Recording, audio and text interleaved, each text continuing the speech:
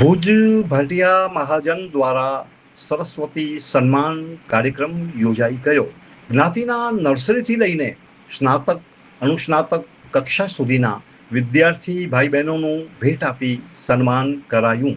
શ્રી ભુજ ભાટિયા મહાજન દ્વારા ભાટિયા જ્ઞાતિના વિદ્યાર્થી ભાઈ બહેનોનું અભિવાદન કરવા માટે ભુજ ભાટિયા મહાજનવાડી ખાતે રવિવારે સરસ્વતી સન્માન કાર્યક્રમ યોજાઈ ગયો.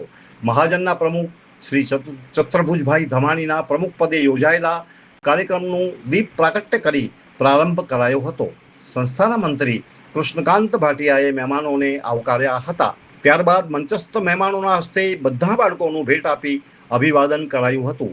ખાસ રાજકોટથી આવેલા રાજકોટના જિલ્લા આયોજન અધિકારી શ્રી નીતિનભાઈ ટોપરાણીએ વિદ્યાર્થીઓ અને વાલીઓને સંબોધતા કહ્યું હતું કે આજના ઝડપથી આગળ વધી રહેલા યુગમાં આપણે સતત જાગૃત રહી સરકારની વિદ્યાર્થીઓ માટેની યોજનાઓથી વાકેફ રહેવું પડશે. તેમણે તેમના મોટિવેશનલ વક્તવ્યમાં અભ્યાસમાં ઉપયોગી થાય એવી માહિતી આપી હતી. કાર્યક્રમમાં અંજાર ભાટિયા મહાજનના પ્રમુખ શ્રી વિનયભાઈ કાનાણી, મંત્રી શ્રી હાર્દિક ગોકુળ ગાંધી, મુન્દ્રા ભાટિયા મહાજનના પ્રમુખ શ્રી જિગ્નેશભાઈ બજરિયા ઉપસ્થિત રહ્યા હતા. મહાજનના ઉપપ્રમુખ પ્રતાપભાઈ આસર, ખજાનચી ગોપાલભાઈ આસર, સહમંત્રી મિલનભાઈ વેદ, દિલીપભાઈ આસર, મહિલા મંડળના પ્રમુખ રાખીબેન આસર, મંત્રી સોનલબેન વેદ, યુવક મંડળના પ્રમુખ નિખિલ ધમાણીએ વ્યવસ્થા સંભાળી હતી.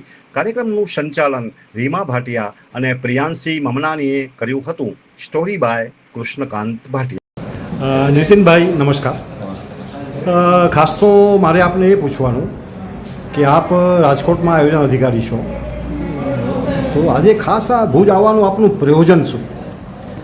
ભુજ સાથે મારો જૂનો લગાવ છે. તો કે હું 2001 અને 2013 સુધી મેં અહીંયા જ જોબ કરેલી અને ભુજ માટે મહાજન તરફથી મને ખૂબ આગ્રહ હતો.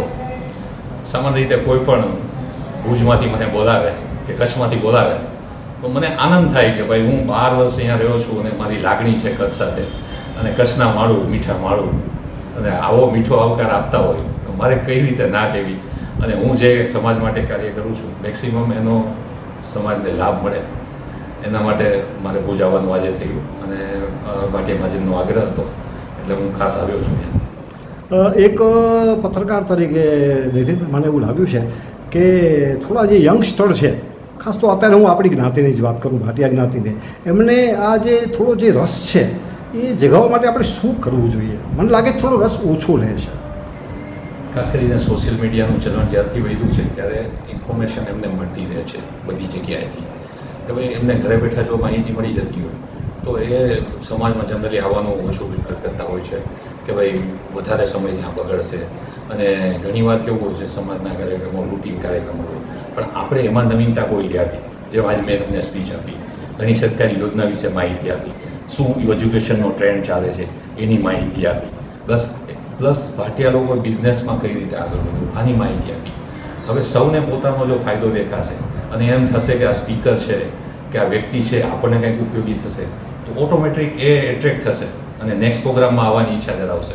જેમ કે તમે આ ન્યૂઝ ચેનલથી મારો ઇન્ટરવ્યૂ લો છો તો ઇન્ટરવ્યૂ જોડો સ્પ્રેડ થશે, એને ખબર પડશે કે ઓહો આવી સરસ માહિતી આપણને સમાજમાંથી મળી રહેશે તો નેક્સ્ટ ટાઈમ યંગસ્ટર પણ આમાં આવશે. નીતિનભાઈ, આમ તો જોઈએ તો જે ભાટિયા જ્ઞાતિ છે, ભાટિયા મહાજન છે, એ સમસ્ત ગુજરાત ભાટિયા મહાજનમાં બધા છે સભ્ય તરીકે, પણ મને થોડું એવું લાગે છે કે હજી જેટલા એક્ટિવ હોવા જોઈએ, જેટલા સક્રિય હોવા જોઈએ એ નથી. આના વિશે શું કહેશો? દરેકની પોતાની ડેવલપમેન્ટની આખી થીમ હોય છે અથવા પોતાનો એક વિચાર હોય છે. હવે જનરલી કેવું હોય છે કે આપણા વિચારો એની સાથે મેચ ન થતા હોય, પણ બધા પોતાના વિચારો ધરાવે છે.